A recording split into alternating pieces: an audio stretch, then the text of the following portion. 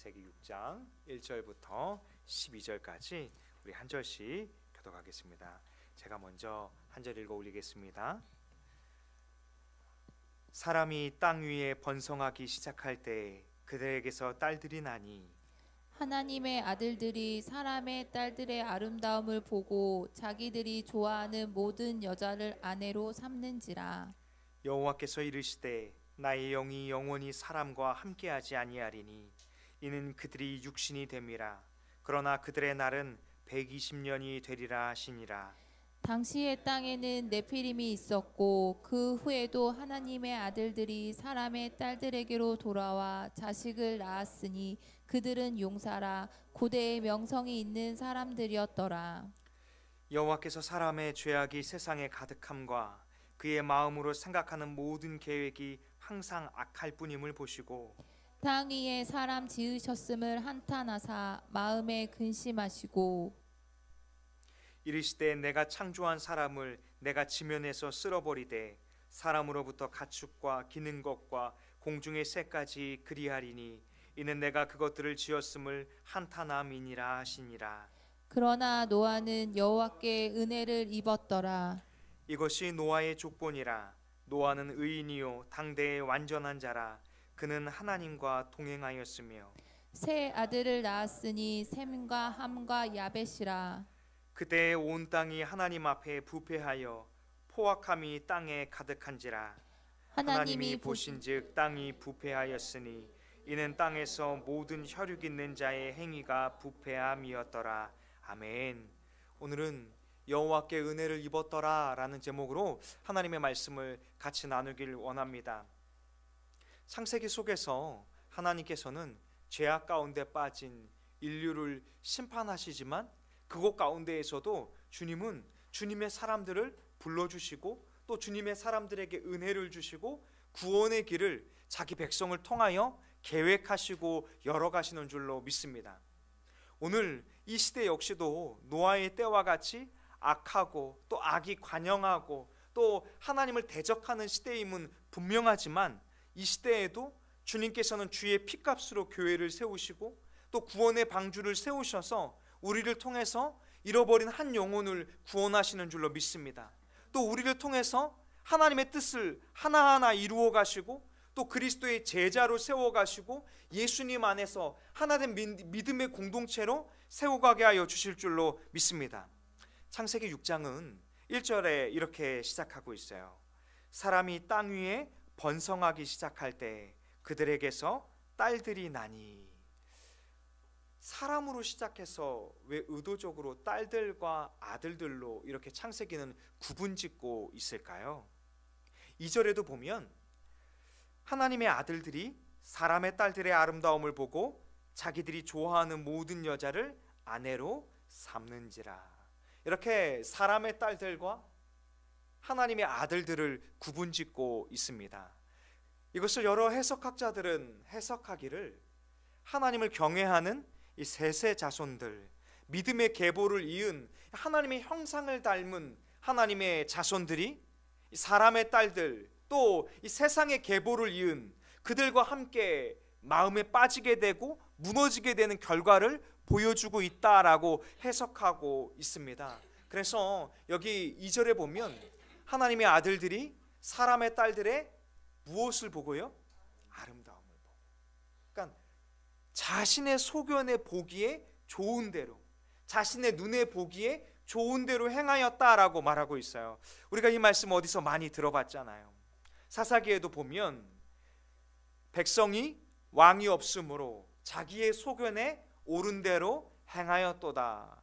원래 사사시대에는 왕이 없었죠. 이스라엘 백성들 가운데에는.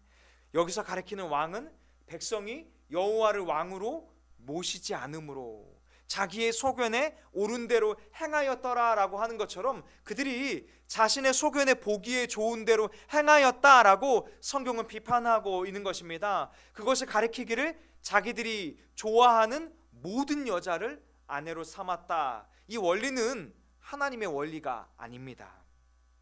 하나님께서는 아담과 하와가 짝을 이루게 하신 것처럼 믿음의 백성들이 하나님을 경외하며 믿음의 가정을 씨름하며 세워가기를 원했어요. 그런데 여기 이 믿음의 자손들 가운데에서 하나님의 뜻을 바라보기보다, 하나님의 원하심을 바라보기보다 자신의 소견에 오른 대로, 자신이 원하는 대로 살았음을 오늘 2절이 가르쳐주고 있는 것입니다. 그 결과가 무엇입니까? 3절의 말씀인데요, 여호와께서 이르시되 나의 영이 영원히 사람과 함께하지 아니하리니 이는 그들이 육신이 된지라.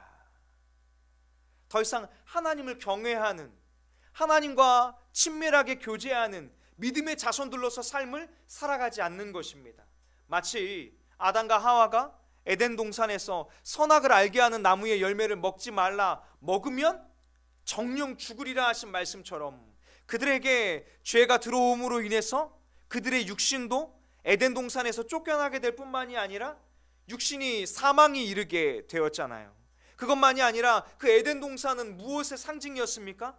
하나님의 임재의 처소였잖아요. 마치 성소와 같이, 성전과 같이 하나님이 그곳을 거니시고 그곳에서 아담과 하와를 만나셨던 것인데, 그들이 그곳에서 쫓겨나고 하나님과 단절되고 영적인 죽음을 맞이하는 것처럼 더 이상 믿음의 자손들이 믿음의 자손답게 살아가는 것이 아니라 오늘 3절의 말씀은 그들이 이제 육신이 되었다 이렇게 선언하고 말았던 것입니다.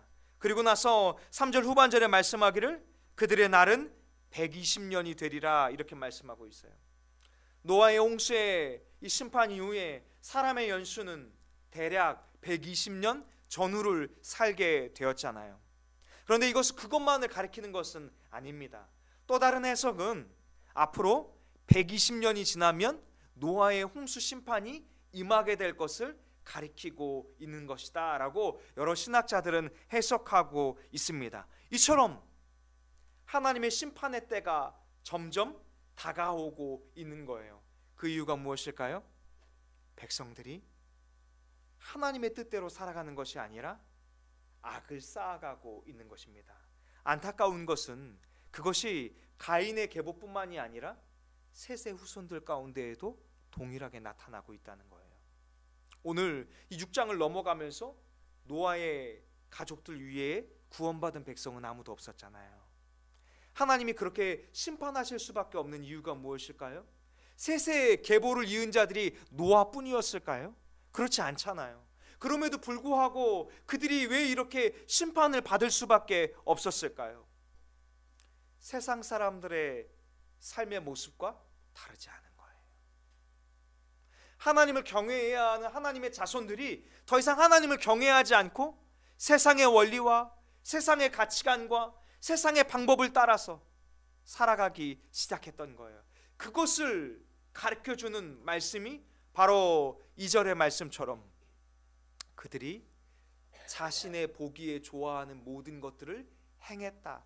자신이 보기에 좋은 모든 여자를 아내로 삼았다가 상징적으로 가르쳐주고 있는 것입니다. 그래서 더 이상 그들은 하나님과 교제하는, 하나님과 친밀함 가운데 살아가는 영적인 하나님의 백성으로서 살아갈 수 없게 되었음을 선언하고 말았던 것입니다. 또 4절의 말씀인데요, 우리 4절의 말씀을 같이 한번 읽어보겠습니다. 시작. 당시에 땅에는 네피림이 있었고 그 후에도 하나님의 아들들이 사람의 딸들에게로 들어와 자식을 낳았으니 그들은 용사라 고대의 명성이 있는 사람들이었더라. 아멘. 4절의 말씀에는 마치 긍정적인 표현이 있는 것처럼 보여요. 그들 가운데 용사가 나왔다, 명성이 있었다 이렇게 말하고 있는데요, 의아하게도 5절은 그 결과를 이렇게 말하고 있어요. 여호와께서 사람의 죄악이 세상에 가득함과 그의 마음으로 생각하는 모든 계획이 항상 악할 뿐임을 보시고, 자신들의 명성이 드러나고 자신들이 많은 것을 소유하게 되고 자신이 원하는 모든 것들을 얻었지만 그것을 통해서 하나님의 백성으로서 살아가는 것이 아니라 하나님께 영광을 돌리는 삶으로 살아가는 것이 아니라 오히려 여호와께서 보시기에 세상에 죄악이 가득하다라는 표현과 같이 그들이 악을 쌓아가고 있다라고 선포하고 있는 것입니다. 그들의 마음으로 생각하는 모든 계획이 항상 악할 뿐이었다, 이렇게 주님이 탄식하듯 안타까워하심을 우리 가운데 보여주고 있는 것입니다. 사랑하는 다산통일교회 믿음의 식구들이요,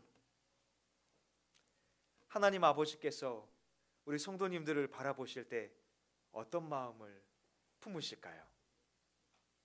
주여, 바라보는 것은 탄식하는 마음이 아니라, 이 탄식이라는 성경 원문의 의미는 깊은 슬픔 가운데 빠져들었다는 거예요. 주님이, 하나님이 자기가 하나님의 형상으로 만드신 그 사람을 심판하실 때 그 깊은 탄식 가운데 있었다는 거예요. 원하셔서 하는 게 아닌 거예요.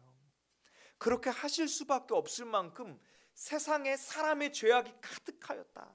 마치 가나안 땅에 죄악이 가득하여 심판을 받았다라는 표현과 같이 그들이 항상 악할 뿐이다, 하나님을 대적하고 하나님을 반역하고 하나님의 뜻을 거스르는 삶을 살았다라고 선포하고 있을 만큼 그런 삶을 살았다라고 말씀하고 있는 것입니다.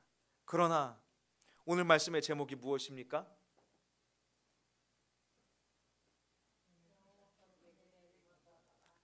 오늘 우리를 향한 하나님의 마음이 여호와께 은혜를 입은 자야.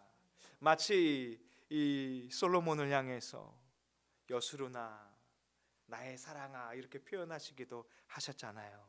오늘 우리의 마음 가운데에도 주님이 우리를 보실 때 참으로 마음이 시원해지고 참으로 주님의 마음을 기쁘게 하고 우리의 삶을 통해서 정말 은혜 입은 자의 삶을 살아갈 수 있는 놀라운 역사가 있기를 원합니다. 하나님은 심판으로 이 땅을 끝내려고 하시는 것이 아닙니다.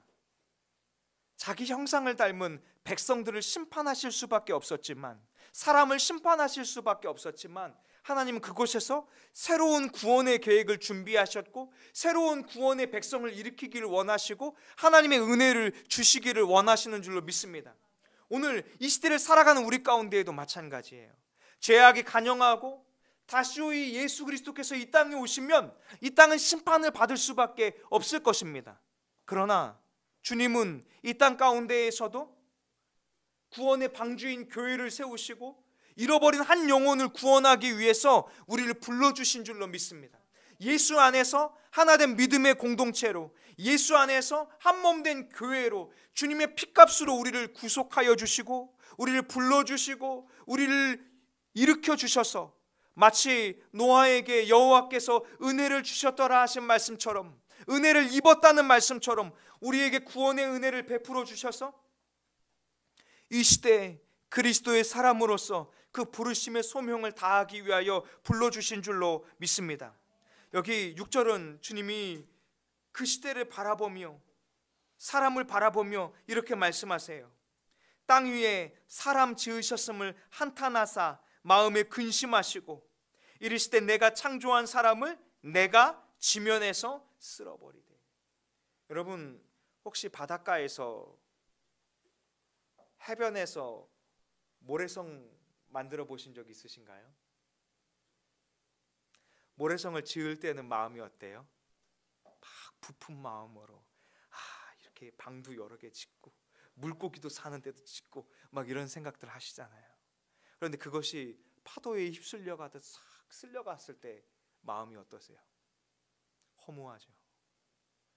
주님이 노아의 방주를 세우시고 이 땅에 홍수를 통해서, 특별히 여기 7절의 말씀을 보세요. 계속해서 내가 사람을 창조했지만 내가 지면에서 쓸어버릴 것이다 이렇게 말씀하시잖아요. 내가 그것들을 지었음을 한탄하고 있다. 여호와 하나님의 마음을 계속해서 탄식함으로 표현하고 계신 것입니다.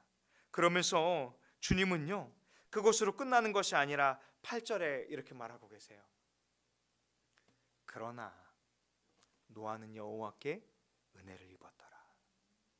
온 인류가 심판을 받을 수밖에 없지만, 온 인류가 멸망받을 수밖에 없지만 그것으로 끝나는 것이 아니라 주님은 그곳 가운데에서도 자기 백성을 부르시고 은혜를 주시는 줄로 믿습니다. 소돔과 고모라에 멸망받을 수밖에 없는 땅이었지만 그곳에서 롯을 불러주신 것처럼 주님은 주님의 백성들을 부르셔서 은혜를 주시고 회복시켜 가시고 이끌어 가시는 줄로 믿습니다.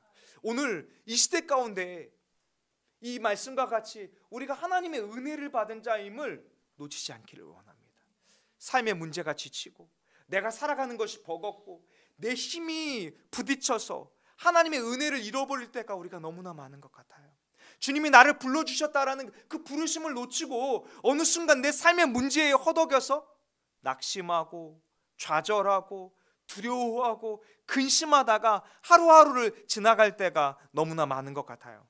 그러나 주님은 노아에게 은혜를 주시고 나서 무엇을 원하셨습니까? 노아야 이제 네 맘대로 살아라 이것이 아니라 노아가 구원의 방주를 하나님의 뜻에 따라서 만들어내야 하잖아요. 여러분 100년이 넘는 시간 동안 그 세상 사람들의 죄악이 간영한 그곳에서 하나님이 심판하실 수밖에 없는 악이 가득했음을 바라봐야 하는 그 노아의 관점에서 구원의 방주를 가족들과 같이 짓는다는 것이 얼마나 어려웠을까요? 바로 성경은 그것을 통해서 표현하기를 이 노아가 이 악한 세대에 하나님의 구원을 증거하였다라고 신약 성경은 가르치고 있습니다. 오늘 이 시대 가운데에서도 우리가 다시 오실 예수 그리스도를 선포하고 다시 오실 예수 그리스도를 증거하는 정말 은혜를 입은 자의 삶을 살아갈 수 있기를 원합니다.